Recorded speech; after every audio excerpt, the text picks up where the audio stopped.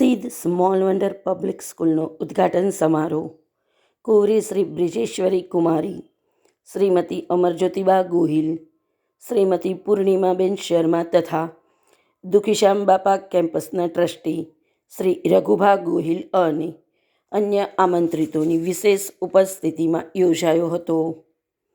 બોર તળાવ અને પ્રકૃતિના રમણીય સાનિધ્યમાં આવેલ સિદ્ધ સ્મોલ વંડર પબ્લિક સ્કૂલ વિશેની માહિતી શાળાના સંચાલક શ્રી એમ.ડી. પટેલ અને હર્ષાબેન રામૈયાએ આપી હતી. આ તકે અગ્રણી ઉદ્યોગકારો તેમજ શિક્ષણ સાથે જોડાયેલા લોકો અને આમંત્રિતો ઉપસ્થિત રહ્યા હતા. આમંત્રિતોને શ્રી ગિરીશભાઈ રામૈયા અને હર્ષાબેન રામૈયાએ આવકાર્યા હતા.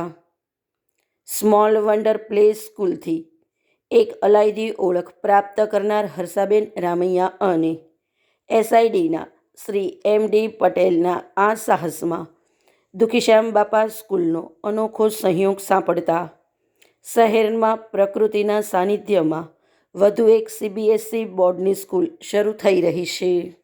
ભાવનગર ખાતે એસઆઈડી ગ્રુપ અને સ્મોલ વંડર ગ્રુપના સહયોગથી એક ખૂબ સરસ સ્કૂલનું નિર્માણ થઈ રહ્યું છે. અત્યારે અમે નર્સરી, એલકેજી, યુકેજીથી સ્ટાર્ટ કરવાના છીએ અને આગળ ઉપર જઈ અને સીબીએસઈ બોર્ડની માન્યતા પણ સ્કૂલમાં લાવવાની છે. એટલે 1 to 12 સુધી એક સંપૂર્ણ વિદ્યા સંકુલ ભાવનગરની જનતાને મળે એવો એક અમારો સહિયારો પ્રયાસ છે અને અમને આનંદ છે કે ખૂબ સારો પ્રતિસાદ લોકો તરફથી મળી રહ્યો છે. અમારે ત્યાં પ્લેગ્રાઉન્ડથી લઈને સ્કૂલનું સ્ટ્રક્ચર એવી રીતે બનાવવામાં આવ્યું છે કે સંપૂર્ણ હવા ઉજાસવાળા વર્ગખંડો હોય છે અને જે બાળકોના વિકાસ માટે ખૂબ જરૂરી હોય એવી ગ્રાઉન્ડની ખૂબ સારી વ્યવસ્થા છે. કારણ કે આઉટડોર એક્ટિવિટી કર બાળકોનો વિકાસ રૂંધાઈ જતો હોય છે, એટલે અમારી પાસે મેદાનની ખૂબ સારી વ્યવસ્થા છે. આ સિવાય ક્વોલિફાઈડ ટીચરો છે. એસએસપીએસ સ્કૂલનું નિર્માણ આજે થઈ રહ્યું છે. આજે એની ઇનોગ્રલ સેરેમની છે. ભાવનગરમાં એક એવી સ્કૂલ લાવી રહ્યા છે કે જે નેચરની તો ખૂબ ક્લોઝ છે જ, પણ એનું જો તમે પ્લાનિંગ જોવો, એ લોકોનું સિલેબસ પ્લાનિંગ જોવો તો એટલું સરસ રીતે એમાં એક્ટિવિટીઝ બધી ભણાઈ ગઈ છે કે it is very different than offered in other schools. એટલે આજે અમે લોકો એક વિન્ટર કાર્નિવલનું પણ આયોજન કર્યું છે, જેમાં બાળકો આજે બહુ જ સરસ ગેમ્સ પણ એન્જોય કરવાના છે અને પેરેન્ટ્સને રિક્વેસ્ટ છે કે જરૂરથી એક વખત કેમ્પસને વિઝિટ કરે અને ડેફિનેટલી કાંઈ પણ ક્વેરીઝ હોય તો they can come back to us. Kaliyabid હવે તો એક એજ્યુકેશન હબ છે, એટલે અહીંયા હવે પહેલાં એવું હતું આજથી 20 વર્ષ પહેલાં કે ગામની બહાર લાગતું, હવે તો I think it is the centre.